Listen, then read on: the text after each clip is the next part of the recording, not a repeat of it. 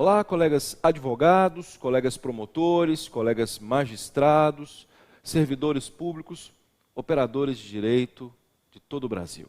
Começaremos mais uma aula aqui do nosso curso de português jurídico, um curso de português jurídico de excelência, e esse é o nosso objetivo aqui no CERS Corporativo, em parceria com o Instituto Carlos André, de Goiânia.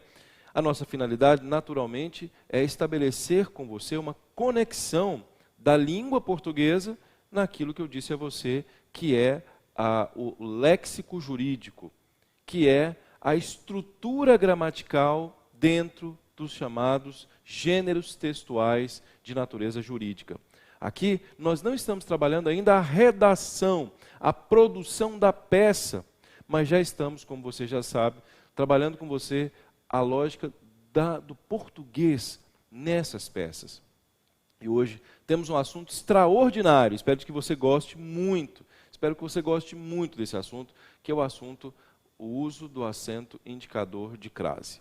Um dos assuntos que mais povoam, eu diria assim, a mente dos brasileiros, né? Um assunto que é estudado lá no ensino médio, de maneira, permita-me aqui dizer, não é muito superficial, eu fico muito contrariado com isso, já fui professor de ensino médio e tenho essa angústia, até mesmo, eu diria até essa mágoa, sobre como é que o brasileiro aprende a língua portuguesa em relação, no ensino médio especificamente, com aquelas regrazinhas, né?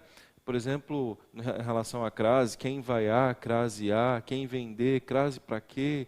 Coloca-se crase antes de palavra feminina. É uma coisa assim que realmente eu entendo que atrapalha por demais a educação brasileira. É algo muito triste.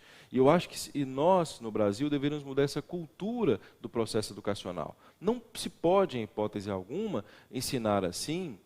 Por quê? Porque senão nós chegamos ao mundo jurídico e não sabemos questões mais complexas. E por melhor que seja a escola em que nós estudamos, esta escola estava intimamente ligada, por exemplo, ao Exame Nacional do Ensino Médio, ou até de alguns vestibulares, que, tirando o FUVEST, né, no caso específico, e o vestibular da Universidade de Brasília, os demais cobram muito superficialmente. Então, nós vamos dar continuidade aqui, vamos falar sobre o acento indicador de crase, nessa perspectiva, nessa nova lógica, esqueça aquilo lá do ensino médio, eu quero que você abra o seu coração, dê o espaço a mim para que eu fale a você sobre o acento indicador de crase, na perspectiva do texto jurídico. Vamos falar com profundidade sobre o acento indicador de crase. Depois, do aspecto teórico, eu vou trabalhar com você na prática, você já está acostumado, em peças jurídicas, de que maneira o acento indicador de crase foi usado nas peças que eu vi, que eu coletei, obviamente tive autorização para colocá-las aqui. Então, coletei peça a peça e vou mostrar a vocês os erros, os acertos em relação ao acento indicador de crase. E depois faremos alguns exercícios para consolidar com isso, ou seja, teoria. Depois, o aspecto prático e, posteriormente, os exercícios, penso eu, que nós não teremos problema em casos altamente complexos de acento indicador de crase. Lembre-se, artigo 45 do Código de Ética da Ordem dos Advogados do Brasil, da Advocacia e da OAB, fala, linguagem escorreita. Isso na magistratura ocorre, isso no Ministério Público ocorre, não dá, em hipótese alguma, para se equivocar em relação ao acento indicador de crase. Espero você aqui. Vamos lá? Vem aqui comigo, então, para que nós possamos iniciar. Bem, nosso curso de redação jurídica, de português forense e redação jurídica, e repito, estamos no português forense, especificamente no português forense, para que depois possamos estabelecer uma lógica de peças, né, produção de peças em si. Nós vamos falar sobre o acento indicador de crase dentro desse acento, dessa redação jurídica. E o acento indicador de crase, que será o nosso assunto, e não crase, é este aqui, ó. Veja, ó, este aqui, ó, só para ratificar. Este aqui é o acento, repito, o acento que indica a crase. Repito, este acento é o acento indicador de crase, e nós vamos estudá-lo. Professor, por que não estudar crase? Repito, por que não estudar crase? Porque, na verdade, crase, você vai perceber, é um fenômeno de formação de palavras. Esse é o objetivo. Um elemento, um fenômeno que vem a formar as chamadas palavras. O acento indicador de crase estuda um tipo específico de crase. Acalme-se, eu já vou explicar a você. Repito, a crase é um fenômeno de formação de palavras. Percebe como é diferente do ensino médio? A crase é um fenômeno formador de palavras, enquanto o acento indica uma espécie, só uma espécie de crase. Vamos estudar isso com mais profundidade para que você possa observar. E acalme-se, vamos estudar numa linguagem jurídica, nada daquela coisa de ficar macetinho, isso é algo lamentável, eu tenho ficado muito feliz com as mensagens que eu tenho recebido sobre esse curso. Não é, professor? Graças a Deus, um curso que tem tratado a redação jurídica como adultos, né? Nós temos que trabalhar como adultos, nada de infantilidade na percepção dos estudos, não dá. Então veja, o que é crase, para você entender, vem aqui. A crase, o termo crase vem do grego e significa fusão, significa contração, de duas vogais em uma só. Esse é o dicionário Aurélio. Então, repito, contração, fusão de duas vogais em uma só. Esta é a lógica. Então, por exemplo, o verbo é o verbo ler. Este verbo ler que está aqui, ó, repito, este verbo ler que está aqui, estas duas vogais, elas se fundem e a fusão dessas duas vogais estabelece este verbo. Repito que é o verbo ler. Nossa, mas ler então já foi assim com dois S? Sim, tanto é que na terceira pessoa do plural eles leem, sim ou não? Verbo ver também, eles veem. Lembra-se desse detalhe? Então, esses verbos aqui ó, já tiveram duas vogais. E essa fusão, que é a crasis em grego, é um processo de formação de palavras. A essa fusão, repito, é que se dá o nome de crase. Crase é a fusão de duas vogais idênticas. E repito, a esse fenômeno de contração dá-se o nome de crase, é um processo de formação de palavras. Isso acontece com a palavra dor. A palavra dor também já teve a escrita com dois Os. Então, dor, escrita com dois Os, em um momento histórico, houve a lógica da fusão. Né? Até o nome técnico diz, quem quiser estudar com mais profundidade, que eu estou falando aqui a vocês, alguns colegas aqui muito estudiosos, eu vi pelas respostas que me mandaram, querem estudar com mais profundidade, o nome disso é metaplasmo. Repito, metaplasmo. Esse metaplasmo você pode estudar lá na gramática do professor Napoleão Mendes de Almeida. Anota aí, por favor, Napoleão Mendes de Almeida. Metaplasmo. Estude com profundidade todos os tipos de metaplasmo, que são elementos de formação de palavras. Você quer saber curiosidade sobre formação de palavras? Repito, olha, olhando os seus olhos, há colegas advogados que têm estudado isso. E eles querem o que com isso? Muita diferenciação. Além de professor de gramática, eu sou professor de comunicação jurídica também. Então eu falo sobre comunicação, o impacto do processo de comunicação. Num país em que as pessoas costumam ser muito iguais, ser diferente, ser mais profundo, leva você a ter ganhos exponenciais do ponto de vista, inclusive financeiro. Então tome muito cuidado, tem que saber com profundidade. A erudição é uma coisa que falta hoje. Né? Então, erudição com concisão, nossa, aí é lindo. Então vejamos. Se você quiser estudar mais, repito, venha ao metaplasmo, que são todos os tipos de formação de palavras, entre eles estará a crase, certo? Então, de novo, o que é crase? É a fusão de duas vogais idênticas. Isso acontece com o verbo ler, acontece com dor. E até houve projeto de Rui Barbosa, nosso colega jurista, de que deveria haver um acento para indicar a crase, repito, um acento para indicar a crase, aqui, ó. Deveria haver um acento para indicar a crase aqui. Ele dizia, ora, se houve fenômeno crase, então tem que colocar o acento para indicar que houve fenômeno crase. Esse acento é chamado de acento grave. Então, note que lindo, ó, o acento grave, de novo, o acento grave, que é o acento hoje chamado acento indicador de crase, segundo Rui Barbosa, ele deveria ser colocado em palavras como dor, em palavras como ler. À época, Getúlio Vargas, né, o governo Getúlio Vargas não aceitou isso. Houve um decreto, que foi o decreto, vamos falar entre juristas, né, o decreto-lei 5.186/43, que é o formulário ortográfico da língua portuguesa, e esse formulário ortográfico da língua portuguesa não entendia como razoável a utilização do acento grave em palavras como essa. Ele entendia que o acento grave deveria ser usado, sim, numa única espécie de crase. Percebe que é interessante? Olha que lindo. Então veja, olha, veja como é diferente você entender de verdade as coisas. Entender, não é de maneira superficial, é entender.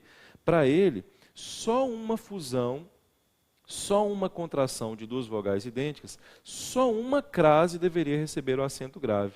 É engraçado que muita gente, quando pensa em crase, só pensa nisso, mas isso aqui é uma espécie de crase. Repito, a crase da preposição a com o artigo a. É só uma espécie.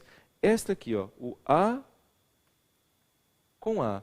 Quando se funde os dois, ou se fundem os dois, perdão, este acento vem para estabelecer a lógica de que há a crase. Percebem? E é a única crase que virá marcada pelo acento. Perdão. Veja só que lindo, gente. É de arrepiar, não é? Assim, é uma coisa linda, é uma coisa, eu particularmente acho isso extraordinário. Entender essa lógica histórica, né? Nós que somos juristas, nós gostamos disso. É a nossa natureza. Perceber de onde vêm as coisas. Então, a única crase que vem marcada pelo acento, repito, a única crase que vem marcada pelo acento é a com a, só essa crase. Mas existem outras crases. Então, nós não estudamos crase aqui, nós estudamos o acento indicador de crase. Nós estudamos uma espécie só de crase, porque se fôssemos estudar crase, temos que estudar metaplasma, que é um assunto muito mais amplo e que é interessante para alguns juristas que são bem curiosos sobre o assunto. Qualquer dúvida, você sabe, você pode mandar pela área do aluno que eu responderei a você.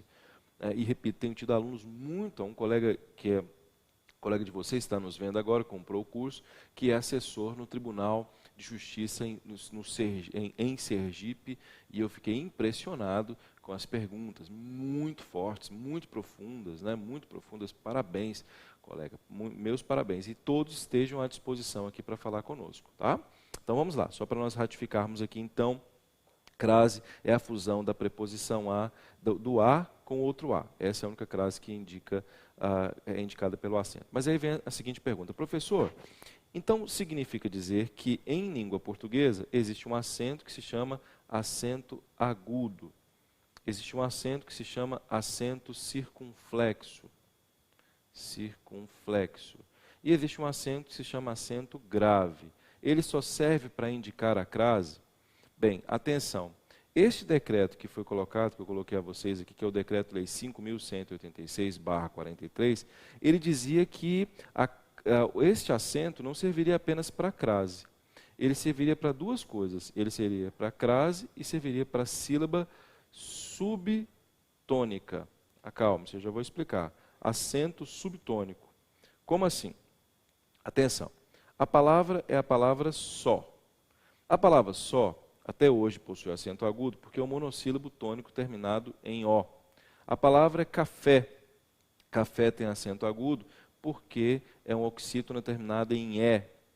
Pois bem, mas vamos imaginar que eu colocasse uma derivação sufixal, que eu fosse colocar, por exemplo, a palavra somente, transformasse o advérbio só, o adjetivo só em somente, que é advérbio. Coloquei o sufixo, não é? Mudei ou não mudei aqui a sílaba tônica? Não é somente. Aqui era só, mente.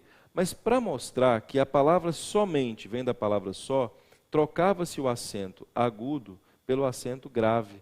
Então a palavra somente era escrita assim, ó, somente. Então esse acento grave também era usado em sílaba subtônica. A palavra café, cafezinho. O que aconteceu com cafezinho? Trocou-se a sílaba tônica quando houve a derivação sufixal. Consequentemente, cafezinho também recebia esse acento que é chamado de acento grave. Qual o objetivo do acento grave? Estabelecer a lógica, meus diletíssimos amigos, de sílaba subtônica, quer dizer, é a que está abaixo da tônica, que seria a tônica se não houvesse a derivação.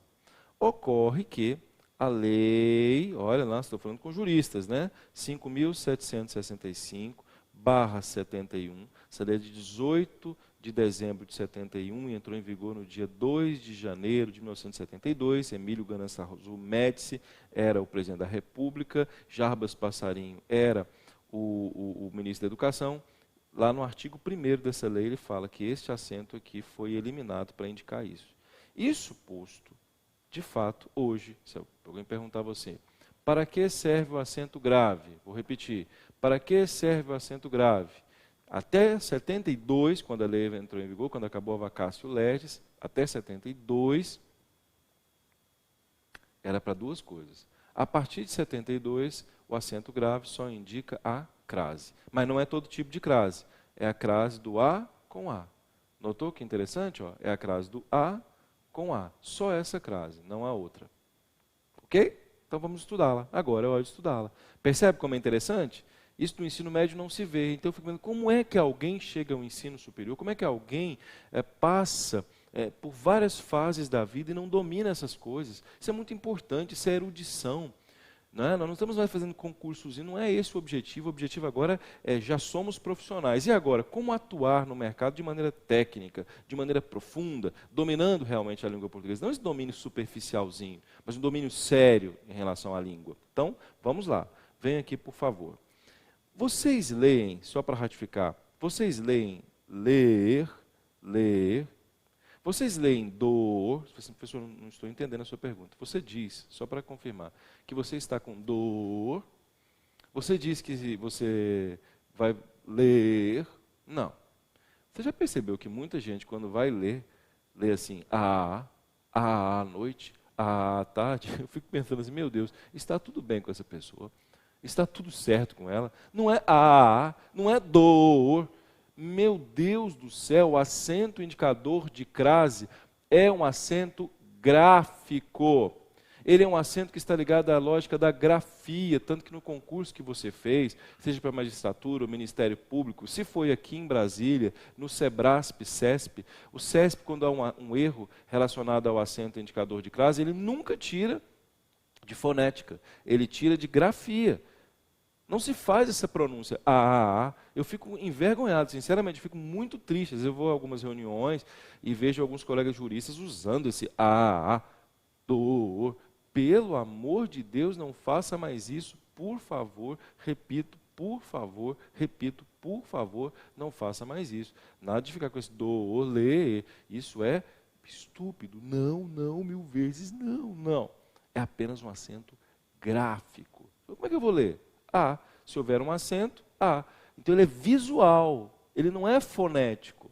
Percebe? O contexto vai estabelecer a lógica da fonética. Mas eu não concordo. Gente, por favor, não é questão de concordar ou não concordar. Isso é um aspecto axiomático. Ok? Tranquilos? Venham comigo então. Vamos lá. 3. Item ponto. Vamos pegar item por item. Não se pode, repito, olha, o próprio Aurélio diz, não se pode chamar isto aqui de crase. O nome disso aqui é acento grave. As pessoas costumam designar de maneira vulgar o acento indicador de crase em certos casos de crase. Então, a pessoa diz, você coloca aí a crase. Aí quando eu falo coloca aí a crase, alguém está dizendo coloque o acento. Não, gente, coloque o acento indicador de crase. Né? Eu já vi, por exemplo, acraseado. Você já viu isso? Acraseado. Acraseado, para mim, é isso aqui. É um A, né, que está craseado. Ora, pelo amor de Deus, é A com acento indicador de crase, ou isto aqui tudo se chama crase. Coloque o acento grave para indicar que há crase. Sejamos muito técnicos, certo? Bem, agora sim nós podemos estabelecer uma lógica. Qual é a condição, portanto, de existência para que haja crase? Quando é que vai haver crase em língua portuguesa? Bem, vai haver crase em língua portuguesa quando houver um A e este A se fundir a outro A. Vou repetir, há um A. Este A fundiu-se a outro A. Ora, se houve essa fusão, há que se falar em quê? Em crase. Tá, mas qual é a condição para que haja o primeiro A? Olha que lindo. E qual a condição para que haja o segundo A? Quais são as condições que estabelecem a crase? A primeira condição é a preposição a. A segunda condição é um artigo. Pode ser um pronome, mas também pode ser um artigo. Então, veja, olha, existe a preposição a e existe o artigo a. Então, de novo, olha, a condição. Primeiro, preposição. Segundo, artigo. Vamos de novo? Olhando aqui os meus olhos. Para que haja a fusão da preposição com o artigo, e, portanto, a crase e, consequentemente, o acento, para materializar a crase, Quais são as condições? Ou seja, por que vai haver uma preposição? De onde vai vir uma preposição? E depois, como é que existe o artigo? Por que existe o artigo? De onde vem o artigo? Isso é lindo. Se você sabe de onde vem cada um deles, não existe um caso de crase que você não consiga entender. Nenhum, repito, nenhum. Venha comigo, deixe eu mostrar a você. Para que haja o artigo, ou melhor, a preposição, você já sabe, você já estudou conosco, a preposição necessariamente está ligada ou ao verbo ou ao nome. Necessariamente não, existem casos específicos que eu quero mostrar a você. Mas, em regra, ao verbo. Então, vamos relembrar aqui. Refiro-me a você. Veja só que interessante. Refiro-me a você. Quando eu digo refiro-me a você, referir-se é verbo transitivo indireto. Veja, ó, refiro-me a. Você já sabe, já estudou regência comigo. Então, este a é a preposição, que vem de onde? Do verbo referir-se. Ok? Pronto. A preposição está aqui. Acabou. Fiz, atenção, referência a você. Fiz referência a você. Quando eu falo fiz referência a você, fiz, vamos relembrar, verbo transitivo direto, referência a você, objeto direto. Agora vamos lá. A palavra é a palavra referência. E referência é um nome. E qual é o nome do complemento do nome? Claro, você já sabe. Complemento nominal. Então, referência a alguém. Esse a você que está aqui é exatamente o complemento nominal. O que vai ser o a? Preposição, que vem, repito, da palavra referência. Então, ou a preposição vem do verbo, ou a preposição vem do nome. Mais uma vez, só para ratificar. Ou a preposição vem do verbo, ou a preposição vem do nome. Se a preposição vier do verbo, repito, verbo transitivo indireto. Se a preposição vier do nome, há um complemento chamado de complemento nominal. Então, ou a preposição vem de um ou vem de outro. Não há outra possibilidade em regra, inicialmente, não é? Mas você estudou conosco, só para relembrar, o chamado verbo transitivo circunstancial. Você se lembra disso? Verbo transitivo circunstancial, dos adjuntos adverbiais formados por expressão. Lembra desse detalhe? Vem aqui para você se relembrar. Vem aqui comigo. Vamos lá. Se eu disser assim, atenção. Ela comprou a prazo. Atenção. Como é que comprou o carro? Não, ela comprou a prazo. Vamos relembrar. Esse ela é o sujeito, comprou, verbo transitivo circunstancial. Vamos relembrar esse detalhe, gente? Olha aqui, ó. A prazo é um adjunto adverbial. Você concorda que esse adjunto adverbial aqui, de fato é adjunto adverbial que indica o meio, uma espécie de modo como ela comprou? Sim ou não? A forma de ela comprar. Este a que está aqui é a preposição. Preposição. E esta palavra prazo que está aqui é um substantivo. Você se lembra muito bem que os adjuntos adverbiais formados por expressão vêm com preposição mais substantivo. Venha comigo, como é que é? Os adjuntos adverbiais formados por expressão vêm com preposição mais substantivo. Saiu à noite, saiu à tarde, comprou a prazo, sim ou não? Deixou as moscas. Todas são expressões adverbiais, ou que indicam tempo, que indicam modo, principalmente modo. No mundo jurídico acontece demais a lógica do modo. Essas expressões adverbiais, elas já vêm com a preposição.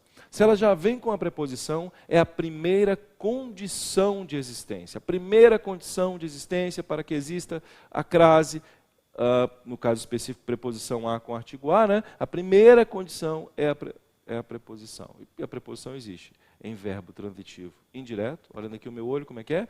Em verbo transitivo indireto, para que a aula fique dinâmica. Vamos, comigo. Verbo transitivo indireto, verbo transitivo circunstancial, com as expressões adverbiais. Então, esqueça aqueles macetezinhos. Eles não resolvem. Você acha que resolve, mas não resolve. Eu falo que recebo muitas dúvidas aí diariamente de colegas juristas em casos mais complexos que ficam tentando esses macetes e não dá certo, realmente não dá mesmo. E nome, né? O nome também pede preposição. Venha de novo, como é que é? Verbo transitivo indireto, refiro-me a, verbo referir-se a alguém, preposição a. O segundo caso, a expressão adverbial, que vem com o verbo transitivo circunstancial. E o terceiro caso, importantíssimo caso, é do nome. Referência, por exemplo, fiz referência a alguém, o nome referência pede preposição. Então essa é a condição de existência, primeira condição sine qua non para que haja o fenômeno crase. Preposição a, e ela vem desses três elementos que estão aí. Ok? Agora, qual que é a segunda condição? Relembremos aqui. A segunda condição é o artigo. Você percebe? O artigo. Então, se houver artigo, haverá acento, haverá crase, consequentemente acento indicador de crase. Repito, se houver o artigo, haverá crase e, consequentemente, o acento indicador de crase. Isso posto, só para que nós possamos relembrar aqui, isso posto, façamos aqui uma análise bastante interessante. Observemos aqui. Se eu digo, refiro-me a você, esse a é apenas uma preposição. Refiro-me a. Concorda comigo ou não? Ok. A palavra você pode vir antes, ou melhor, antes da palavra você, pode vir um artigo? Essa é a pergunta. E a resposta é N-A-T-U-O. Não. A resposta é não. Por que não? Atenção a isto aqui, ó. Você já estudou conosco. Quando você pensa em substantivo, de novo, quando você pensa em substantivo, o substantivo é o centro. O substantivo é o núcleo. Repito, o substantivo é o centro. O substantivo é o núcleo. E este núcleo, que é o centro, e este núcleo, que é o substantivo, essa estrutura nuclear que está aqui, está ligada a 4 categorias gramaticais. Quais são elas? Artigo, que mais? Adjetivo, que mais? Pronome e que mais? Numeral. Veja só que interessante. Preste bem atenção. O substantivo é que possui artigo. O substantivo é que possui adjetivo. O pronome, o substantivo é que possui pronome. O substantivo é que possui numeral. Isso posto, você não é um substantivo. Consequentemente, você não admite artigo. Percebe como esse detalhe é lindo? Se eu colocasse, em vez de refiro-me a você, refiro-me à mesa, olha a diferença, extraordinária. Referir-se a, esse a é a preposição. A palavra mesa não é um substantivo? Sim ou não? Antes dela, posso ou não posso colocar um artigo? Sim, mas não é qualquer artigo. Qual que é o artigo? A. Deu-se o fenômeno. Olha que coisa linda, veja que coisa linda. A palavra mesa admite o artigo. Admitir quer dizer ser necessário aqui nesse caso, por tradição linguística. Isso posto, este a, que vem do verbo referir-se, mais o a, que pode ser colocado antes da palavra mesa, gerou um fenômeno de fusão. Para indicar esse fenômeno de fusão, eu coloco o acento. Qual que é o acento? O acento grave, que indica o fenômeno crase. Repito, o acento grave, que indica o fenômeno crase. Por quê? Porque o verbo referir-se pediu a preposição e a palavra mesa que está aqui admite o artigo a, porque é um substantivo. Veja só que interessante, o substantivo admite artigo, como é um substantivo feminino, esse artigo, claro, é óbvio, vai ser um artigo a. Não há dúvida de que esse fenômeno é um fenômeno importantíssimo e é lindo. Por isso, aqui ocorre o primeiro caso, que é o caso de fusão da preposição a com o artigo a. Veja só que lindo isso aqui. Basta entender esse fenômeno para você entender como é que funciona a crase. E parar com esse detalhe de ficar decorando quem vai a, crase a, quem vender, crase para aqui. Isso é uma coisa vergonhosa. É entender o fenômeno da crase. Nós vamos ver nos textos jurídicos, vamos achar muito interessante. No próximo bloco eu vou então aprofundar, pegar caso a caso e aprofundar isso com vocês. Ok? Vocês vão gostar, é muito lindo, é muito interessante. Já voltaremos.